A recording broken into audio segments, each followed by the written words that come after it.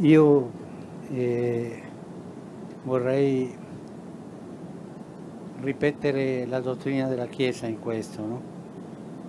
Le organizzazioni internazionali, quando noi le riconosciamo e diamo loro la capacità di giudicare internazionalmente, pensiamo al Tribunale Internazionale dell'Aia per esempio e tante altre, o le Nazioni Unite, questo, quando loro parlano, se siamo un'umanità dobbiamo ubbidire. È vero che non sempre le cose che sembrano giuste per tutta l'umanità saranno giuste alle nostre tasche, ma si deve obbedire alle istituzioni internazionali. Per questo è stata creata le Nazioni Unite, stanno create il Tribunale Internazionale, e perché quando c'è qualche lotta interna o fra i paesi ci si va da lì per risolvere come fratelli, come civilizzati, no? Boa noite. Dentre as afirmações mais recentes do Papa Francisco, que evidentemente têm causado assombro e perplexidade na consciência católica, acha-se esta: o fiel deve obedecer aos organismos internacionais do gênero da ONU, porque assim estabelece a doutrina da Igreja. Seriam, então, organismos, no dizer do pontífice, seriam organismos tarimbados, credenciados para indicar normas de interesse geral e que, de certo modo, pautariam a conduta de diferentes povos e nações.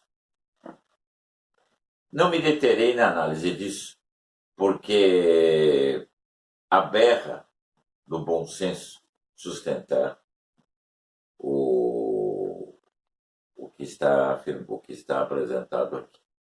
Em primeiro lugar, essa não é a doutrina da Igreja, não é preciso fazer grandes aprofundamentos.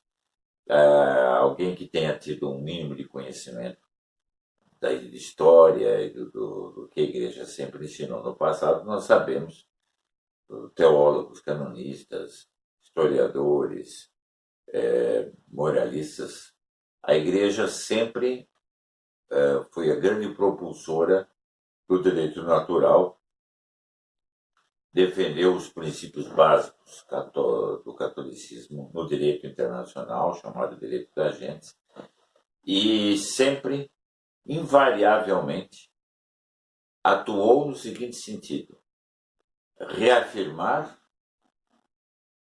as ideias católicas como devendo ser o centro e o ápice da civilização. Jamais, em qualquer circunstância da história, houve um pontífice que tenha afirmado algo do gênero, que uma organização laica, da qual provém uma infinidade, segundo estudiosos, especialistas, 70%, 80% das determinações da ONU e organismos assim, são visceralmente anticatólicas no campo da moral, nem é preciso dizer, mas em todos os sentidos impulsionam o laicismo, o ateísmo, em suas mais variadas formas e matizes. Bem, então, em nenhuma época da história sequer se concebeu, né, que um Papa pudesse delegar a própria autoridade dele, porque a Igreja é mãe e mestra da verdade, delegar a autoridade para organismos internacionais que não são, em absoluto, católicos, pelo contrário, são anticatólicos em sua origem, como se tais organismos devessem reger a vida dos católicos. Quer dizer, há, de começo ao fim, uma sequência de afirmações inteiramente insustentáveis, quer do ponto de vista da doutrina católica, quer do ponto de vista do direito e mesmo do ponto de vista do bom senso mais elementar. Deixamos isso aqui consignado para que os católicos tenham bem claro aquilo que deve ser sabido e repetido. O Papa só é infalível quando ensina em matéria de fé e moral para toda a Igreja,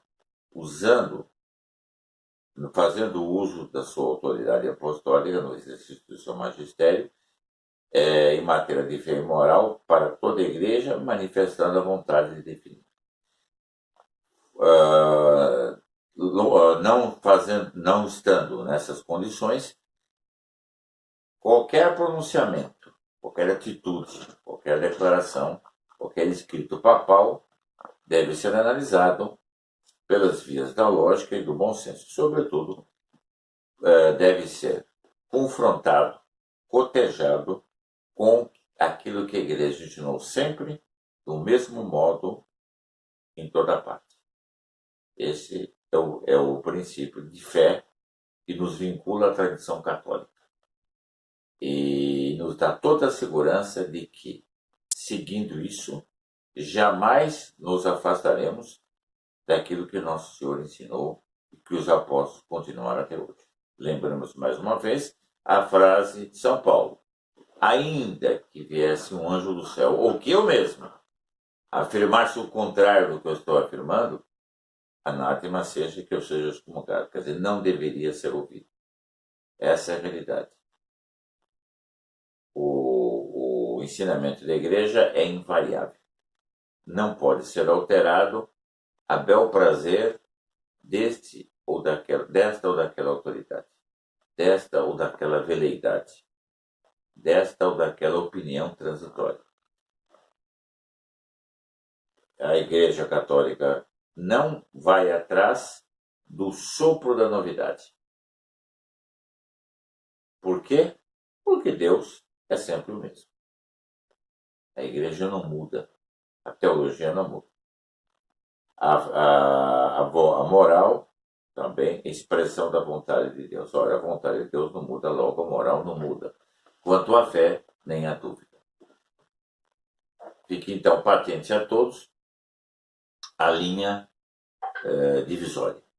Quer dizer, a fidelidade deve ser plena e total ao que é católico, em sua expressão mais extrema e mais íntima, mais exata e mais meticulosa. E, por outro lado, o discernimento nos impõe que nós não nos deixemos arrastar pelos erros, distorções e interpretações descabidas da verdadeira fé. Caros ouvintes, até a próxima apresentação.